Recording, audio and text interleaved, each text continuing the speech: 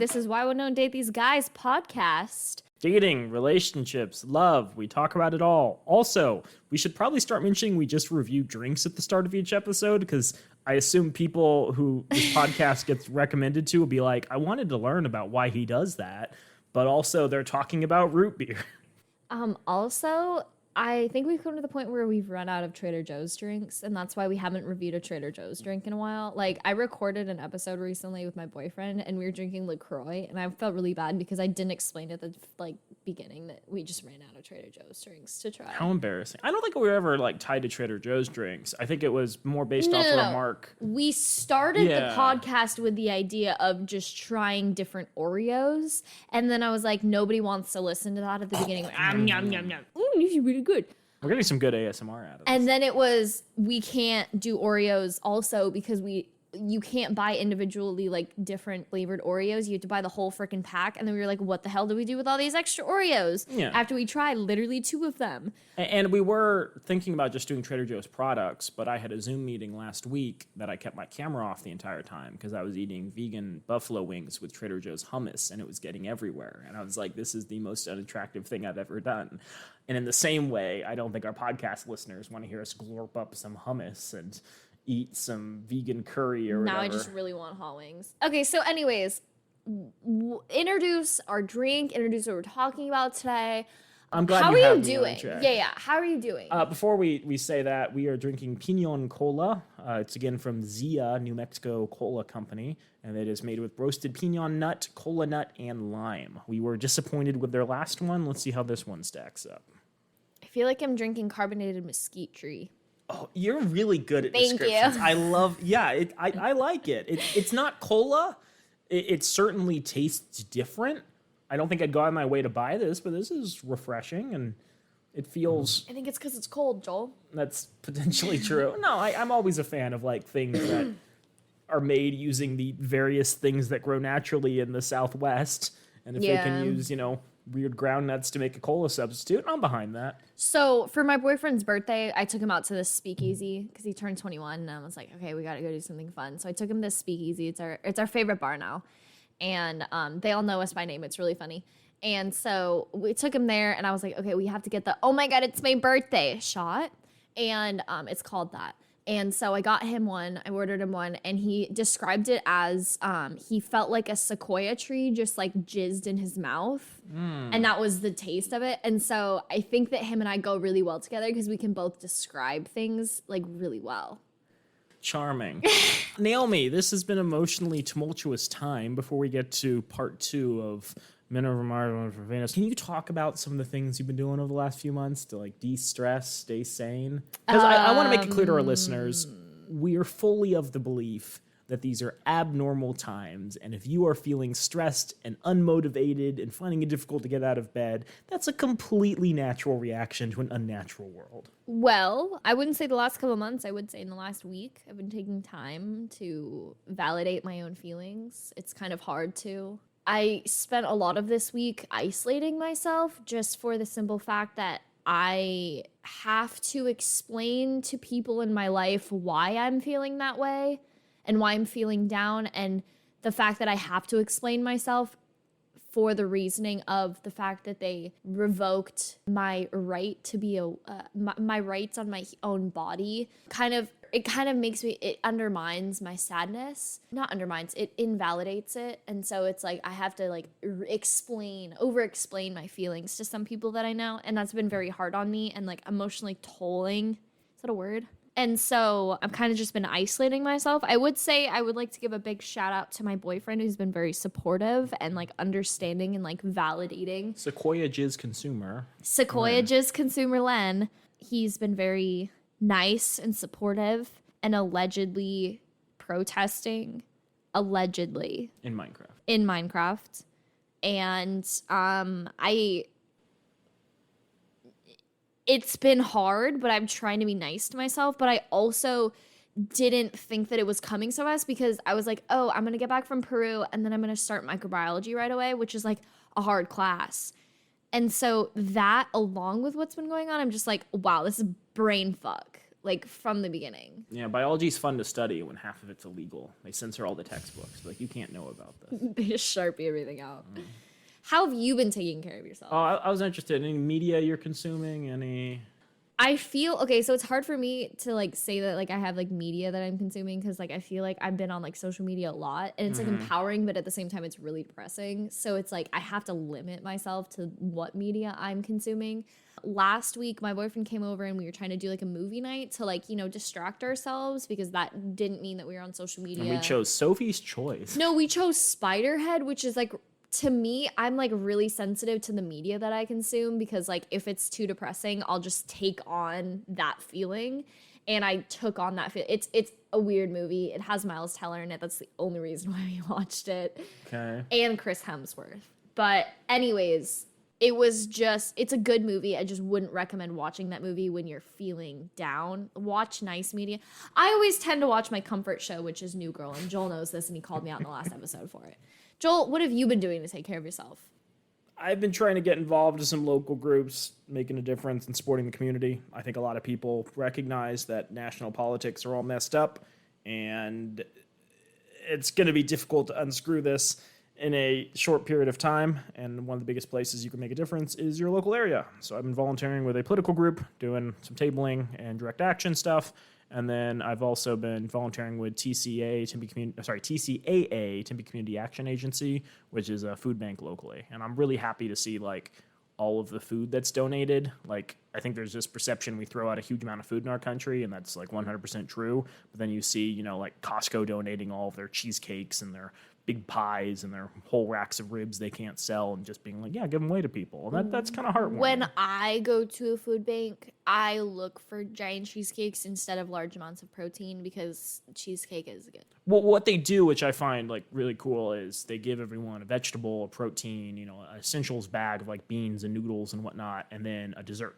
And That's cute. I think that's really cool because people can also, they get so much food, they can like, you know, say, hey, you know, I want a chocolatey thing or I want like an ice cream thing. And typically we can, you know, accommodate that request, which is nice. It gives me hope. Yeah. I will say this. A lot of people are going to food banks these days. So check out your local food banks. They may be asking for donations. Typically money is a lot better than food donations because money can allow them to make bulk purchases and they can, you know, their money can go a lot further than yours can. They also typically will need help in the back room. So if you want to, you know, stuff food boxes for people, typically your local food bank will have opportunities available.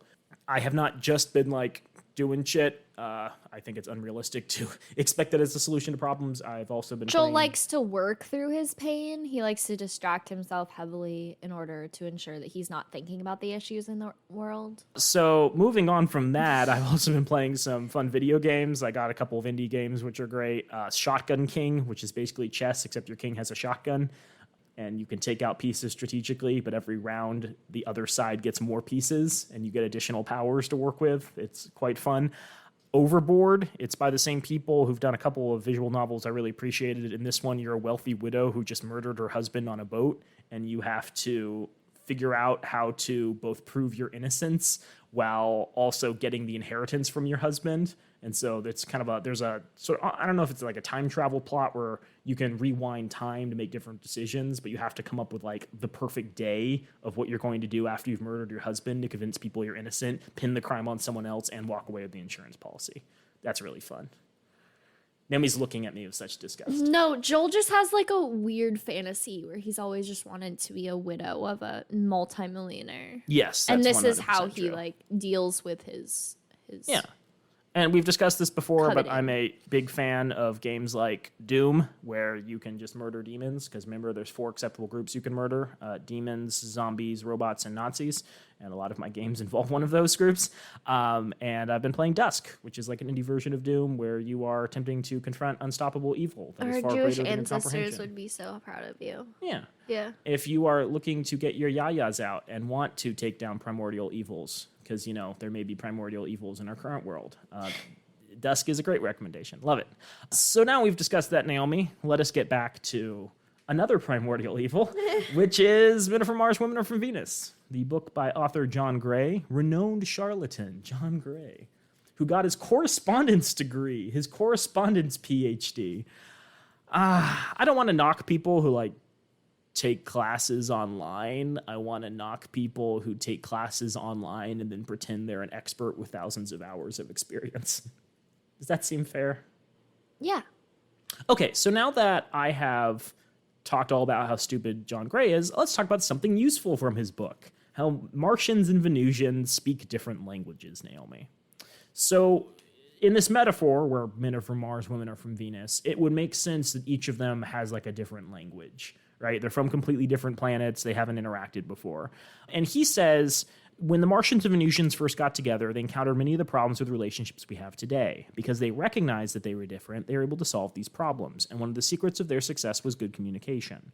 Ironically, they communicated well because they spoke different languages. When they had problems, they would just go to a translator for assistance. Everyone knew that people from Mars and people from Venus spoke different languages, so when there was a conflict, they didn't start judging or fighting, but instead pulled out their phrase dictionaries to understand each other more fully. You see, the Martian and Venusian languages had the same words, but the way they were used gave different meanings. Their expressions were similar, but they had a different connotation or emotional emphasis. Misinterpreting each other was very easy, so when communication problems emerged, they assumed it was just one of those expected misunderstandings, and that with a little assistance, they would surely understand each other. They experienced a trust and acceptance that we rarely experience today. So he says that men and women will use phrases and attempt to get dramatically different outcomes. And when they use certain phrases, they'll mean one thing, but the opposite sex will interpret it in a different way. Which, this may be my personal experience, I think is somewhat decent advice. I would love to see some linguistic analysis, which, you'd think you could find after, hundreds of years of people studying the ways people communicate, and he doesn't provide that. So I would say this is useful if true. I assume a lot of people use words to mean different things, and that if we studied it, we might find there's a more detailed breakdown than how he does it. But I think this is useful insofar as it's a way of understanding, like, how people are trying to tell you things in relationships some of the time. So here's an example he gives. To fully express their feelings, women assume poetic license to use various superlatives, metaphors, and generalizations. Men mistakenly take these expressions literally. Because they misunderstand the intended meaning, they commonly react in an unsupportive manner. In the following chart, here are some complaints that could be easily... Oh, that did not... Okay, this page turns, it says, in the following chart, followed by 10 complaints. Okay, in the following chart, 10 complaints easily misinterpreted are listed, as well as how a man might respond unsupportively. So women might say things like this: we never go out, everyone ignores me, I am so tired, I can't do everything, I want to forget everything, this house is always a mess, no one listens to me anymore, nothing is working, you don't love me anymore, I want more romance. You can see how a literal translation of a woman's words could easily mislead a man who is used to using speech as a means of conveying only facts and information. I should say this, the 10 common complaints come from his ex-wife. We can also see how a man's responses might lead to an argument. Unclear and unloving communication is the biggest problem in relationships. The number one complaint women have in relationships is I don't feel heard. Even this complaint is misunderstood and misinterpreted. A man's literal translation of I don't feel heard leads him to invalidate and argue with her feelings. That's pretty manly. He thinks he has heard her if he can repeat what she has said. A translation of a woman saying I don't feel heard so that a man correctly can interpret it is, I feel as though you don't fully understand what I really mean to say or care about how I feel. Would you show me that you are interested in what you have to say and what I have to say? If a man really understood your complaint, then he would argue less and be able to respond more positively. When men and women are on the verge of arguing, they are generally misunderstanding each other. At such times, it is important to rethink or translate what they have heard. Naomi, what do you think about that? I'm still trying to wrap my head around what you said linguistically. And I think that that's completely true, but I also think it's very different between age groups. It'd be even harder for a man and a woman to if there's a significant age difference between them, even just communicating with my dad is hard sometimes. Sure. Cuz I don't know why I said my dad. We share a father. Do we? Do we? No, I think I agree with what you're saying, and I feel like it'd be easier if everyone had the same dictionary, but not every internal dictionary. Yeah. But not everyone does.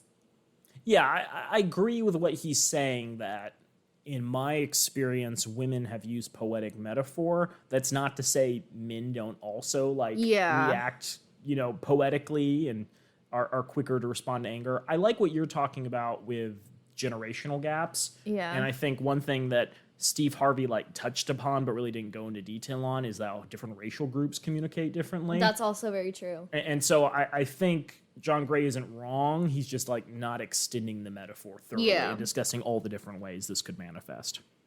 So we never go out, translated into Martian, means I feel like going out and doing something together. We always have such a fun time and I love being with you. What do you think? Would you take me out to dinner? It's been a few days since we went out. Without this translation, when a woman says we never go out, a man may hear, you're not doing your job. What a disappointment you've turned out to be. We never do anything together anymore because you're lazy, unromantic, and just boring. Everyone ignores me, translated to Martian means, today I'm feeling ignored and unacknowledged. I feel as though no one sees me. Of course, I'm sure some people see me, but they also don't seem to care about me. I suppose I'm also disappointed in how you've been so busy lately.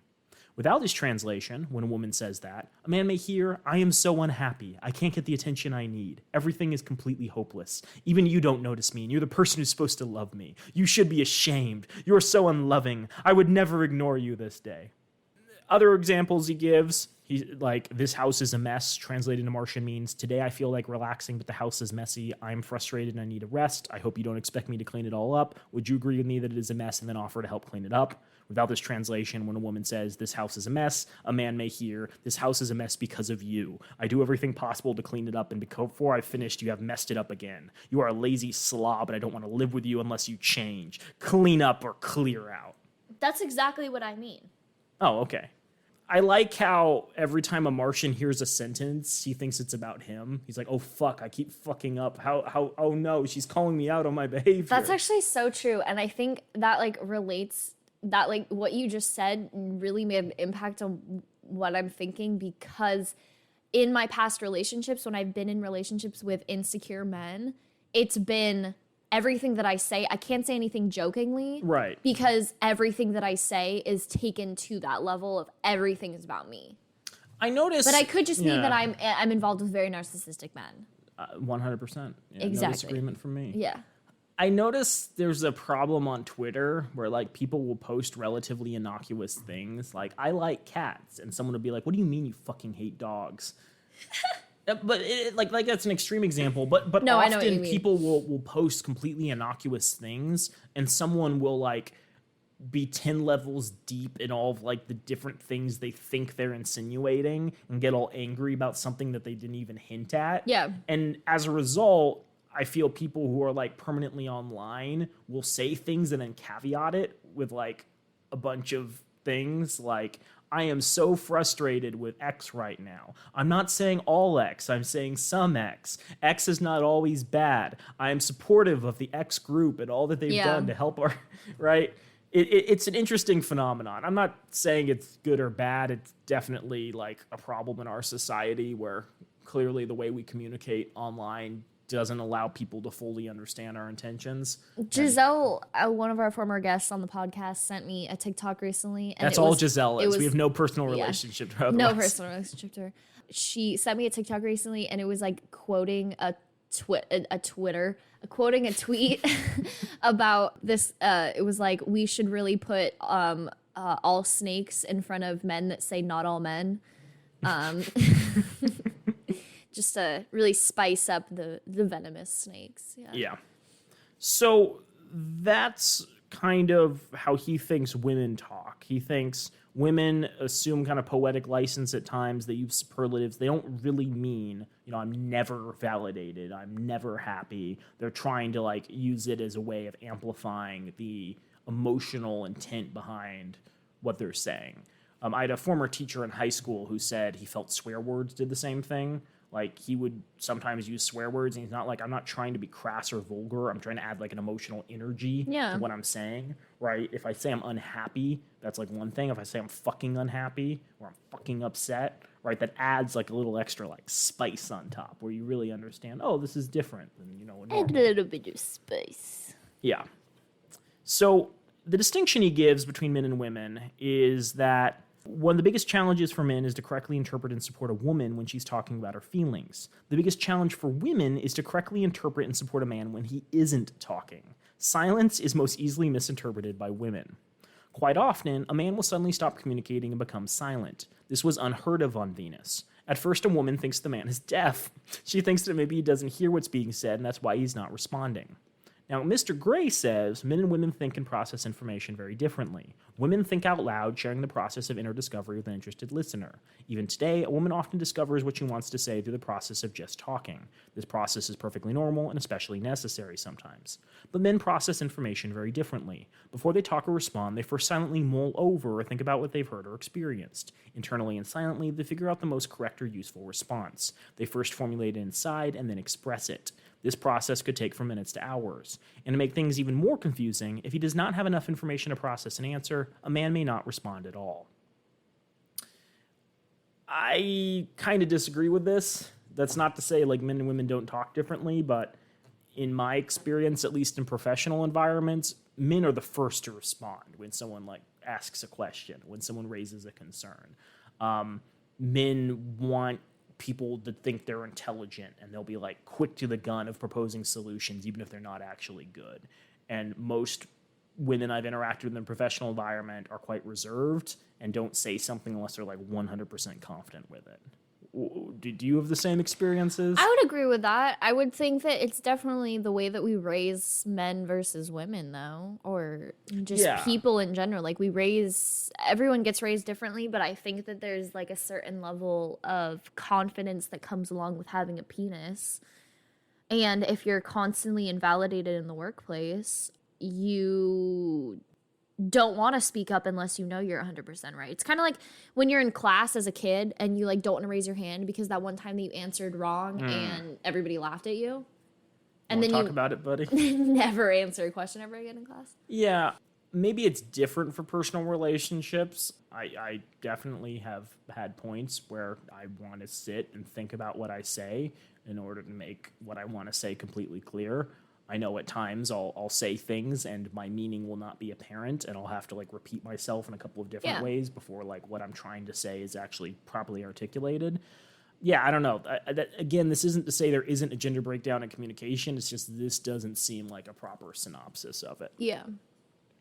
So the thing he brings up, and I think we discussed this earlier, was women not understanding that men sometimes need to retreat to their cave. Right, this idea that men need solitude to process problems, think about things before they come out, and that women shouldn't misinterpret that as like them leaving the relationship.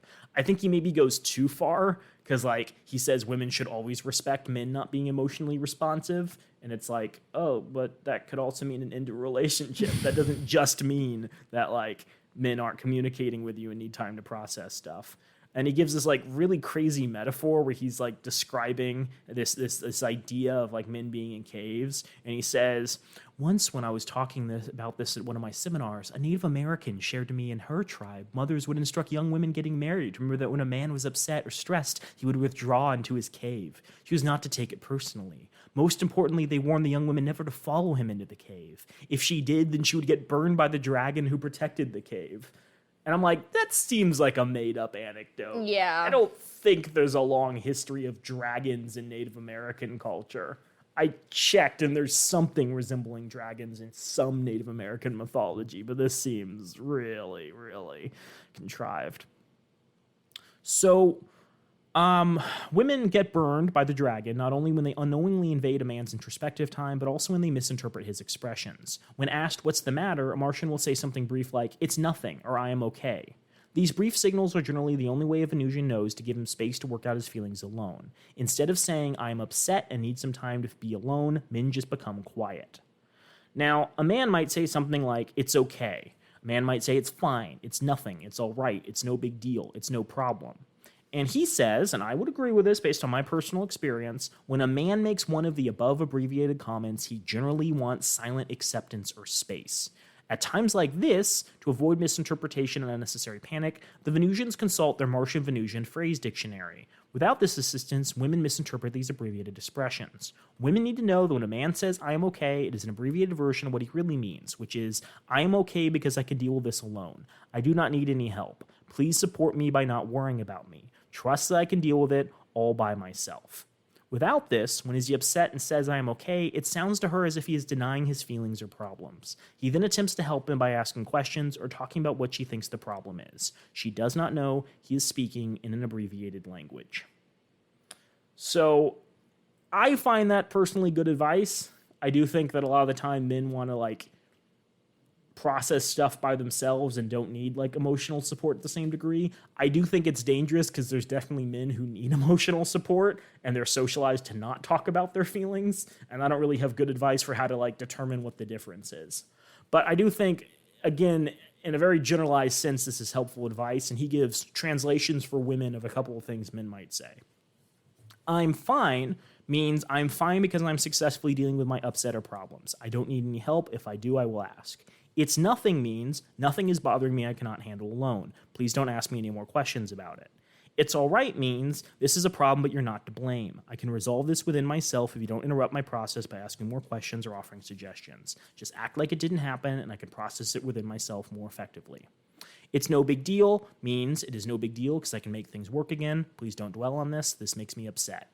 And finally, it's no problem means I have no problem doing this or solving this problem. It is my pleasure to offer this gift to you. Milady. Milady. Yeah.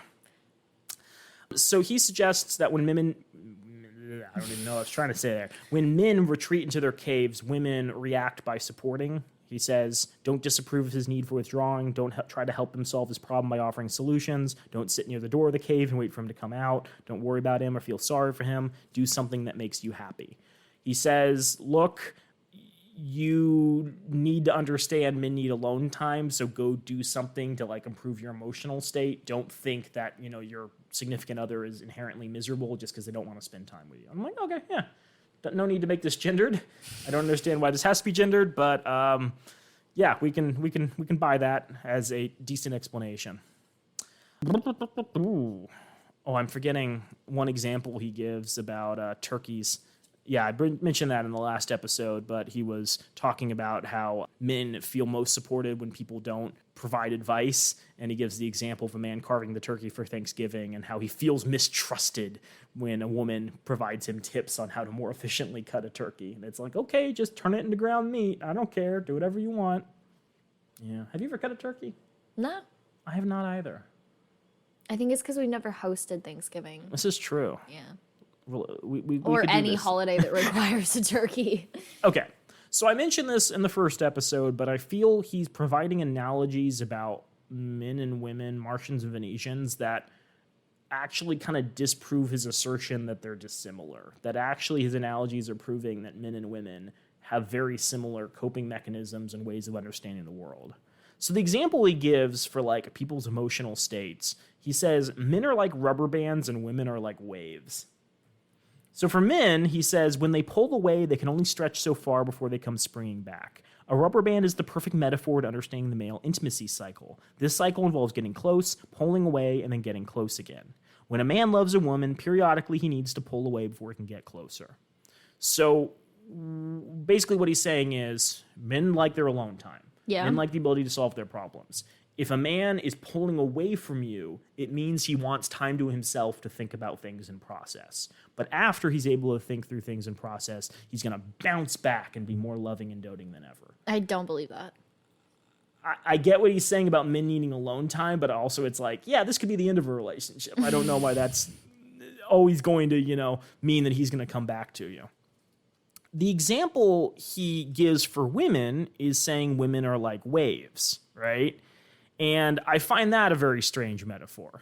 Because he says, when she feels loved, her self-esteem rises and falls in a wave motion. When she is feeling really good, she'll reach a peak, but then suddenly her mood may change and her wave crashes down. This crash is temporary. After she reaches bottom, suddenly her mood will shift and she will again feel good about herself. Automatically, her wave begins to rise back up. When a woman's wave rises, she feels as if she has an abundance of love to give. When it falls, she feels her inner emptiness and needs to be filled up with love. This time of bottoming out is a time for emotional house cleaning. Okay, I need to jump in. So recently I heard this woman, and I don't know how accurate this is because I am not a hormonal doctor, but she was like, men's hormones reset every day and women's hormones reset every 30 days. And so it could just be a hormonal aspect of, just bodily autonomy differences that could explain the wave that he's describing. I've heard something similar. I can't talk too knowledgeably about this. None of us can. I think people's hormonal cycles are something that's still like very misunderstood. Yeah. And we definitely need more Yeah. research into it. What I find strange about this is he's kind of describing the same process. A rubber band will go up, stretch away, and then come back. Yeah. A wave will go up and then come back. Yeah. But he's also trying to make this out as some like profound difference between the genders. And I get he's sort of saying that like they do this for different reasons in terms of like emotional retreat. Yeah. But he's essentially describing the same process of needing time to oneself and then going back to their partner more loving and full of energy than ever. Yeah. I don't understand what he feels the need to make this a gendered thing.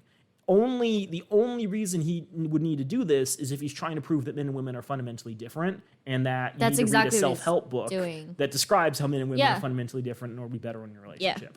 When again, the better advice would be sometimes both genders, both sexes want the ability to have time to themselves, think about and process their feelings, and then return to their partner. I just don't believe you.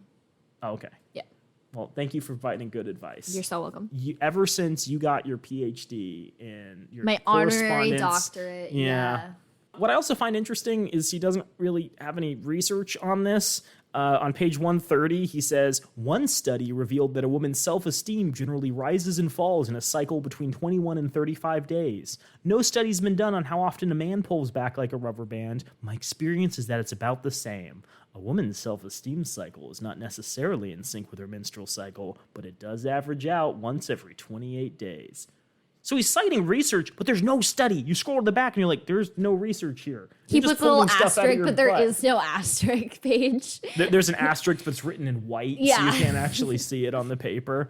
Yeah, so he's not a very inquisitive individual. It feels like he's just gathering research that supports his... If this research exists, he's just gathering stuff that supports his hypothesis and not, like, including evidence that might disprove his assertions. Well, the great yogi Maharshi Mahesh said that you don't actually need to quote any research when you're doing books. And so he Yeah. just follows what the yogi says. He meditated really long and came up with these Yeah. assertions. Yep. Like, the universe opened up. The Yep. primal frequencies aligned. That's It exactly what happened. opened his third eye. Yeah. And you know, as we're talking about like all of this weird phrasing and how he's articulating stuff, he also describes like things that I think he's trying to play off as insightful looks into the human condition that are just like obvious things taught in psychology. So one example he gives is of a couple. There was Chris and Pam. Chris was so unhappy. He's like, I'm completely confused. When we got married, we were poor. We both worked hard and we barely had enough money for rent. Sometimes my wife, Pam, would complain about how hard her life was. I could understand it. But now we're rich. We both have successful careers. How can she still be unhappy and complain? Other women would give anything to be in her situation. All we do is fight. We were happier when we were poor. Now we want a divorce. So first, John Gray's like, women are like waves, am I right? Sometimes they rise and then they fall. Which I don't know how that's really relevant. But the second thing, and he's trying to present this profound insight, he says, money doesn't fulfill emotional needs. And he's like, look, just because you have money doesn't mean all your problems are solved. As a woman's financial needs are fulfilled, they become more aware of their emotional needs. And he presents this in his own like special box on the page. He actually highlights it. It's like, look what a profound insight. That's literally the Maslow hierarchy of needs. Like if you took like Psych 101, they'd probably talk about that and be like, hey, once people's physiological needs like food, water, warmth, their safety needs like security and safety are fulfilled, that's when they can focus on psychological stuff like intimate relationships and the feeling of accomplishment. And once those are fulfilled, that's when they can focus on self-actualization. So either he was the first person to propose this long before Maslow did, which is fundamentally untrue. Or he took a correspondence degree in psychology and doesn't actually know what's doesn't know who considered Maslow like is. well-known psychological research and what's like actually in-depth and new stuff that I'm going to hasn't go with fully your been answer. studied. Yeah. John Gray, you are so smart. Now, I want to get back to this idea that he's conflating the same thing for both sexes, but presenting it in different ways. And he talks about on page 144 the 12 kinds of love. He says, most of our complex emotional needs can be summarized as the need for love. Men and women each have 6 unique love needs that are all equally important. Men primarily need trust, acceptance, appreciation, admiration, approval, and encouragement.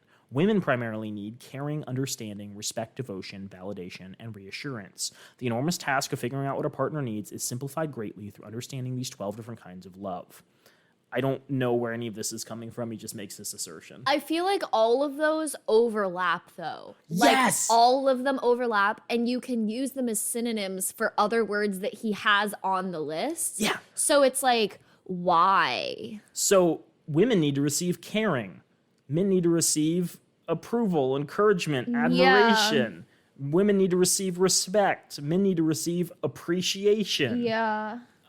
Women need to have reassurance. Men need to receive encouragement, right? Like, they're the same things, just worded differently. And he's trying to present this as this profound insight into the human condition, when really it's like, no, men and women are actually kind of similar, bud. Now, he caveats this and says, certainly every man and woman ultimately needs all 12 kinds of love. Certainly. He's just saying that the primary needs they have are different, when in fact the primary needs they have are the same. Certainly. What a smart dude. I have this note in here, Steve Harvey returns on page 150 of this book. Oh, and I think it kind of does with this example he gives. And I've written this like 3 times throughout this passage. Steve Harvey. Because he provides this kind of sexist story to illustrate how he thinks men achieve emotional fulfillment. I have an idea for you. Mm-hmm. Instead of our, typical, our typical podcast poster that's like plastered everywhere when we submit an episode through Buzzsprout, why don't we just have our picture just being a Venn diagram of like the differences between and the similarities between Steve Harvey and John, what's his face? John Gray. Yeah. They're the same person. It's right. just one circle. Mm-hmm. So the example he gives, which is supposed to describe like how men find meaning in love, is the knight in shining armor. Can you imagine how this might be a toxic metaphor? Yep. Deep inside every man, there's a hero or a knight in shining armor. More than anything, he wants to succeed in serving and protecting the woman he loves. The entire time I'm reading this, I'm thinking of like Steve Harvey describing 6-year-old him just being tasked with defending his mother on the bus from like predators. Yeah. And how traumatizing it'd be if his mother was hit by a bus and he was like, oh my God, I failed my sacred duty. Little Steve Harvey with his thick mustache and giant lollipop. When he feels trusted, he's able to tap into this noble part of himself. I'm imagining the kid from Shrek, do the roar, but like little Steve Harvey with a lollipop. When he feels trusted, he's able to tap into the noble part of himself. He becomes more caring. When he doesn't feel trusted, he loses some of his aliveness and energy, and after a while, he can stop caring. Okay, this is a long metaphor, but I'll try to breeze through it. Imagine a knight in shining armor travels through the countryside. Suddenly, he hears a woman crying out in distress. In an instant, he comes alive. Urging his horse to the gallop, he races to her castle where she is trapped by a dragon. The noble knight pulls out his sword, slays the dragon. As a result, he is lovingly received by the princess. As the gates open, he is welcomed and celebrated by the family of the princess and townspeople. He is invited to live in the town and is acknowledged as a hero. He and the princess fall in love. A month later, the noble knight goes on another trip. On the way back, he hears his beloved princess crying out for help. Another dragon has attacked the castle. So many When the dragons. knight arrives, he pulls out his sword to slay the dragon. Before he swings, the princess cries out from the tower, "Don't use your sword! Use this noose! It'll work better!" She throws him the noose and motions to him instructions about how to use it. He hesitantly follows her instructions. He wraps it around the dragon's neck and then pulls hard. The dragon dies, and everyone rejoices. At the celebration dinner, the knight feels he didn't really do anything. Somehow, because he used her noose and didn't use his sword, he doesn't feel worthy of the town's trust and admiration. After the event, he's slightly depressed and forgets to shine his armor. Month later, he goes on another trip, blah, blah, blah, blah. Another dragon comes. He rushes home. Oh my God, there's a dragon. In a moment of hesitation, he runs forward, but then thinks maybe he should use the noose. Unfortunately, the dragon takes advantage to breathe fire and burns his right arm. In confusion, he looks up and sees his princess waving from the castle window. "Use this poison," she yells. "The noose doesn't work." She throws him the poison, which he pours into the dragon's mouth, and the dragon dies. Everyone rejoices and celebrates, but the knight feels ashamed. A month later, he goes on another trip, and another dragon invades. Can you get to the point of this? Well, here's the problem. This time on his journey, Naomi, he hears another woman in distress. As he rushes to her call, his depression is lifted and he feels confident and alive. But as he draws his sword to slay the dragon, he again hesitates. Should I use my sword, the noose, or the poison? What would the princess say? For a moment, he is confused. But then he remembers how he had felt before he knew the princess, back in the days when he only carried a sword. With a burst of renewed confidence, he throws off the noose and the poison and charges the dragon with his trusted sword. He slays the dragon, and the townspeople rejoice. The knight in shining armor never returned to his princess. He stays in a new village and lives happily ever after. He said, fuck He that bitch. eventually married, but only after making sure his new partner knew nothing about nooses and poisons. I hate men. What's the moral of this story, Naomi? The moral of the story is that men feel emasculated by women who are just trying to help them. Yeah. Also, women who are providing solutions that solve the problem he's currently facing. Yeah. Like, I don't know if, according to this tale, like, the noose was the only thing that could kill this dragon. He literally could have been eaten by Yeah. the dragon. And he's like being mad that she was like, oh, I'm going to give you solutions so that you don't get eaten and you don't die. I would argue he's also like a really bad knight because Yeah. like if you're rushing in to like stop a dragon, you probably shouldn't have to like pause and think about your strategic options. Yeah. Like it's some look, we're not the biggest fans of police officers on this podcast, but like in the same way a police officer might train in a shooting range to be ready for like a threat, you would imagine a knight would like train and, you know, work out all the kinks in his strategy and all that. Yeah, this is just a messed up metaphor because like he's just saying he wants a dumb wife who doesn't know how to solve problems, right? He's saying women who know how to do the job of a knight are stupid and shouldn't be married. Yeah. Or maybe that's going too far. Maybe just fundamentally incompatible and will never be married. Yeah. Right? So he's saying women tone down your ability to like know things and you'll be more attractive to a man, which is exactly what Steve Harvey says when he's like, no matter how competent and professional a woman is, she can't flaunt her wealth or her like experience. They need to have men change tires for them, even if they know it. Yep. They need to have men like kill a spider, even if they're okay with it. You know how many men I know that can change a tire? Two. I don't know, but I'm assuming it's not that many. That's fair. Yeah, so the secret to empowering a man is to be a doormat. And he reiterates this point. Just as men need to learn the art of listening to fulfill a woman's primary love needs, women need to learn the art of empowerment. When a woman enlists the support of a man, she empowers him to be all that he can be. A man feels empowered when he is trusted, accepted, appreciated, admired, approved of, and encouraged. Women don't want any of that stuff. Like in our story of the knight in shining armor, many women try to help their man by improving him, but unknowingly weaken or hurt him. Any attempt to change him takes away the loving trust, acceptance, appreciation, admiration, approval, and encouragement that are his primary needs. Hey, I know you wanted to go out to dinner, and I just wanted to say it's a fancy restaurant, and you wearing a t-shirt covered in vomit probably isn't going to play well. Shut the fuck up! We're going to go eat fancy Italian, and I will wipe the shirt on my mouth like a bib if I want. How Yeah. dare you? Why not? The secret of empowering a man is never to try to change him or improve him. Oh, God. It's not just changing him, it's also you can't allow him to improve. Certainly you may want him to change, just don't act on that desire, Naomi. Only if he directly and specifically asks for advice is he open to assistance in changing.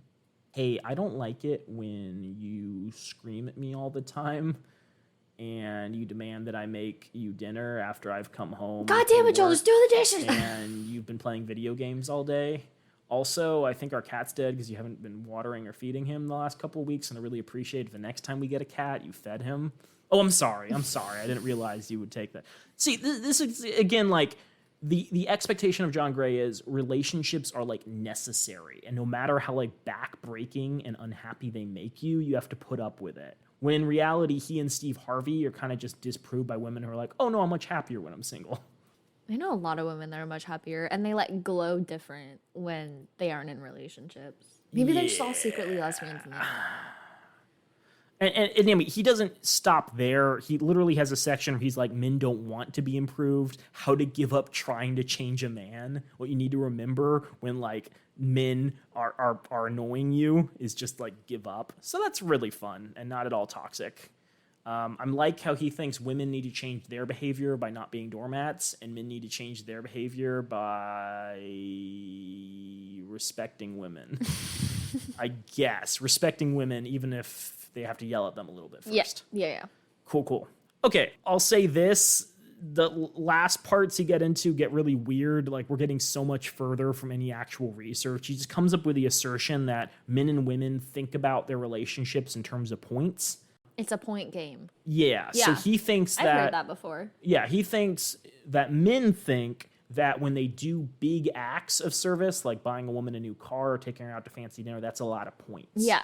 And John Gray's like, no. All women think is every single thing you do for them is 1 point. Yeah. Right? And you shouldn't expect you get extra points just for doing like bigger favors. Yeah.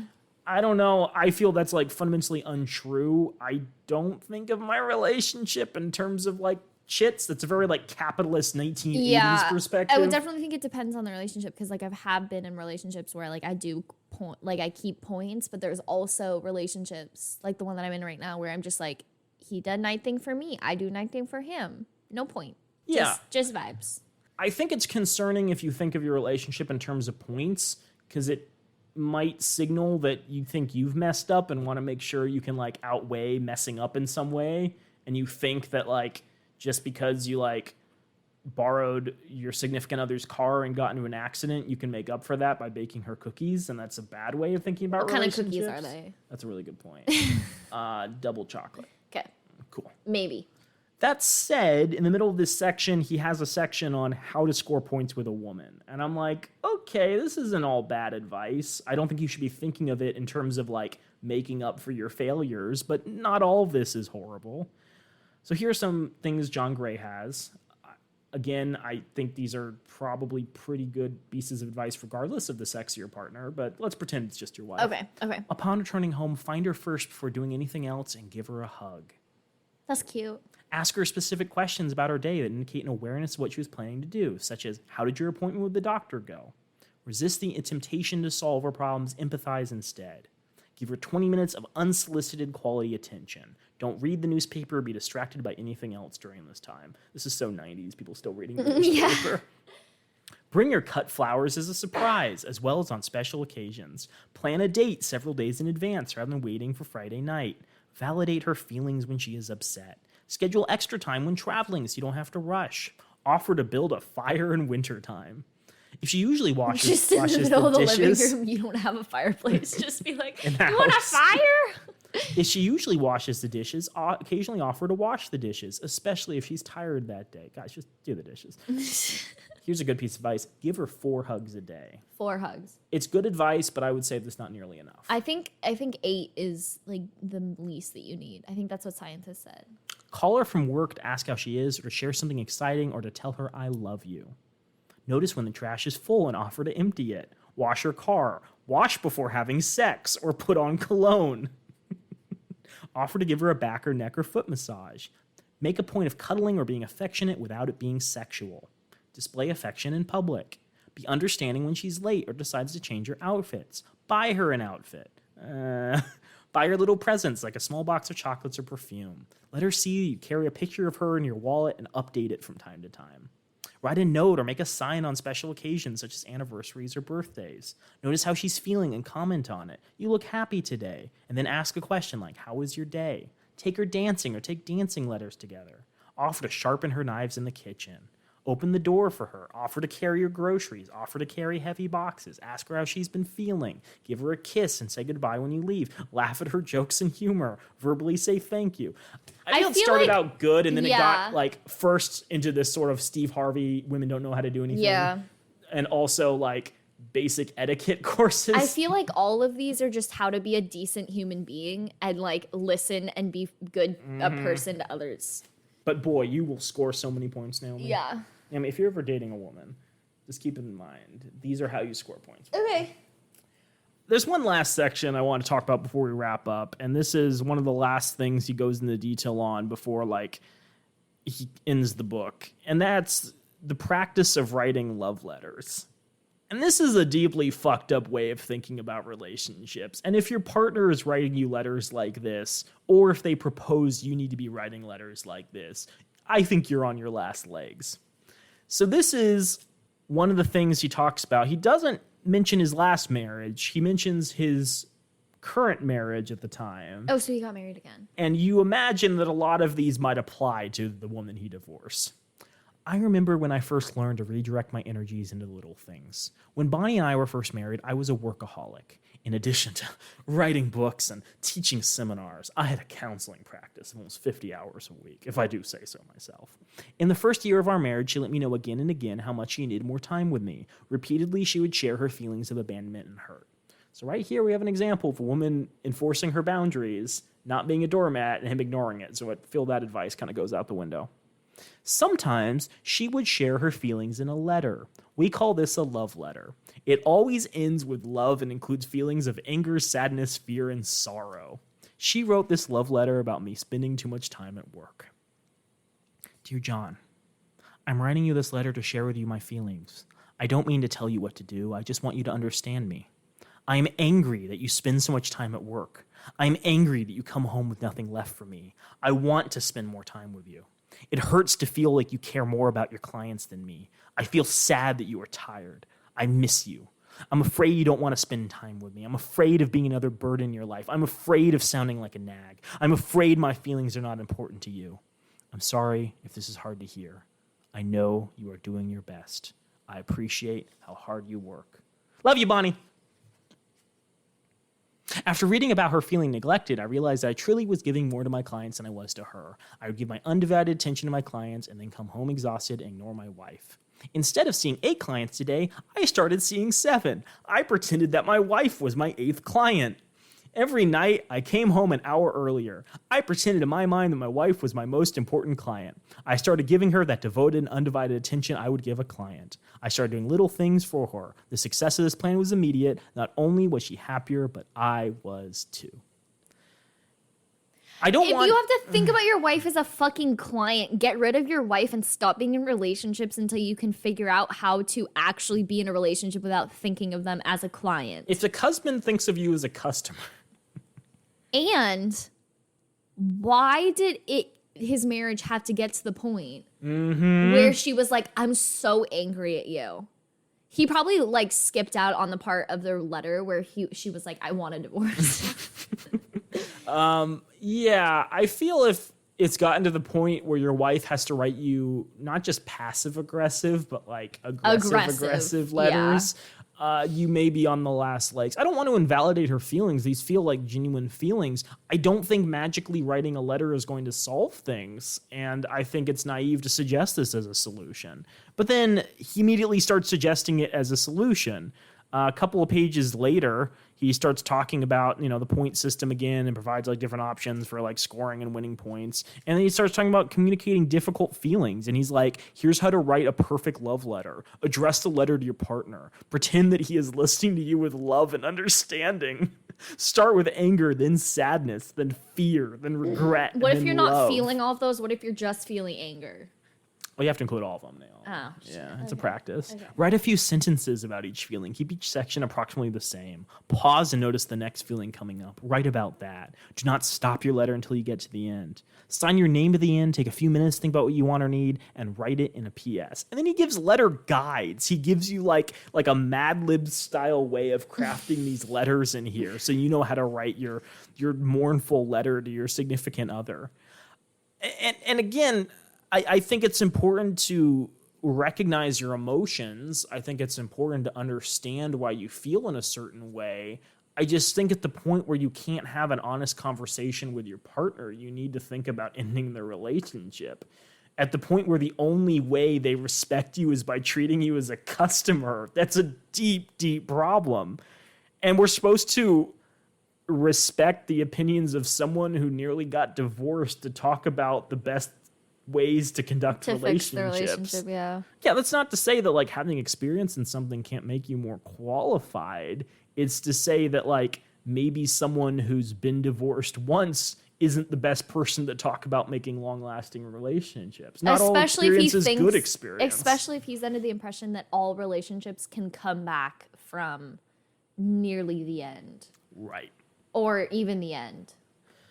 So that's about it, what I had for this text. There's other sections that I've glossed through. I've definitely condensed a lot of content he has. I feel a lot of it is just boring and intuitive. It doesn't have these special little insights you think are important. I want to kind of wrap this up by talking about the main messages from the text, because I have a couple questions that logically arise from this that he never answers. And maybe in one of his like later books, in 2017, that cola went straight to me. In 2017, maybe he touches on this. But my first question was, does this apply to gay couples? And no, it's always heterosexual back and forths. I think that... There were no gay couples in the 90s. That's fair. Yeah. I think lesbian couples would do well under this model because women seem to love and affirm each other and they speak the same language. Not always. No, according to him, that's how it should work. Fair enough. But then gay men wouldn't work out because men only care about domination and winning. And unless you have like two classy Wall Street money never sleeps gentlemen getting together, it wouldn't work out. But also the fact he doesn't even acknowledge gay couples probably indicates he doesn't think that they're valid. I don't know. How might trans people fit in? I think that would be interesting because if there were like actual gender differences or like sexual differences, it'd be fascinating looking at like the brain chemistry of someone who like was trans and see if they have brain chemistry that more closely matches men or women. But of course, he doesn't use any actual scientific research to back up any of his claims. So maybe that indicates that nothing that he's saying actually has a root in fact. I don't know. He does note that about 10% of women have higher than normal testosterone, may relate more to Mars. So like clearly he understands that like not all of this is going to apply to all people. But the fact he so like blatantly generalizes from the majority of the population probably indicates he doesn't really think about trans people. The third thing, and we talked about this, was does this vary based on racial or class background, or as you're saying, age? Mm-hmm. I would imagine if he's writing this in the 1990s, there are probably people who were married in the 1950s who have very different views on relationships than people who are just getting together in the 1990s. And the fact he just broad brushes and treats every generation as the same, again, kind of indicates that he doesn't have a firm grasp on the different breakdowns of where this advice might be applicable. He doesn't have a firm grasp. Yeah. Period. So my main issues with this text are that I think there's useful advice buried within it, but it rides the line between prescriptive and descriptive. He basically doesn't really explain whether or not this is how people should act versus how they actually act, right? He seemingly thinks that all this is good, but also treats it as matter of fact, like this is how men and women operate. Deal with it. I don't like that. I think it creates a lot of artificial stereotypes about men and women that don't exist, and I think it's really problematic that he doesn't think that people can expect their partners to ever change. I think if you're in a relationship with someone where they're doing something that harms you, whether mentally or physically, you shouldn't be in that relationship. Yep.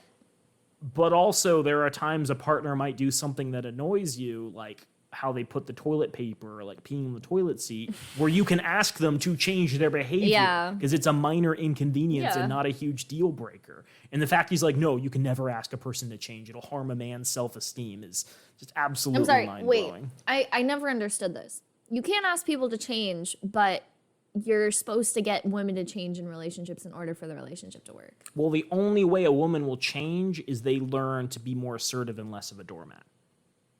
Naomi's doing all sorts of crazy things with her eyes right now. I don't know if I've ever seen anyone roll her eyes this far back in her head as she has right now. I want to say before we wrap up, we've given a lot of examples how his way of describing men and women is bullshit. And it turns out there's actually been research done on this. So 20 years after his book was published, there was a research paper in the Journal of Personality and Social Psychology called Men and Women Are From Earth, examining the latent structure of gender. This was in October of 2012. And they basically came up with a list of gendered behavior, ranging from like how you interact with people to what you like in the bedroom. And they ran this survey past hundreds of people and compared the answers of these different groups. And they discovered that there are differences between men and women, but there's so much overlap between the groups. Like there's so many women who act more like men and men who act more like women that it doesn't make sense to say there are innate gender or sexual differences between them. Some differences exist, but not to a degree that allow you to successfully predict if someone is male or female. So some advice that he has might apply here, but men and women are broadly the same mentally. So again, that goes back to the whole like Barnum's principle, where a man reading this text might be like, oh yeah, I'm a man and I identify this. And a woman reading this might be like, oh, I'm a woman and I identify with this. But if you were to write the same thing and reverse the gender, it'd be like, women sometimes need to go to their caves. Men sometimes need to talk about their feelings. Most people would probably accept it too. So that's kind of funny. The most recent research indicates that, the study involved, it involved over 13,000 people. Oh my God. Actual statistics? Actual data? On most psychological characteristics or tendencies, including the big 5 personality traits, as well as sexual questions like rating level of desire for casual sex, there's not a taxonomic difference between men and women on the vast majority of personality traits and preferences. Despite there being differences in averages by gender, the distributions overlap so much that a taxonomy distinction was not meaningful. This was contrary to the assertions of pop psychology titles like Men Are From Mars, Women Are From Venus. It is untrue that men and women even think about their relationships in qualitatively different ways. There are notable taxonomic differences on physical attributes and measurements of physical strength, but that was the only thing. So we just debunked this entire book.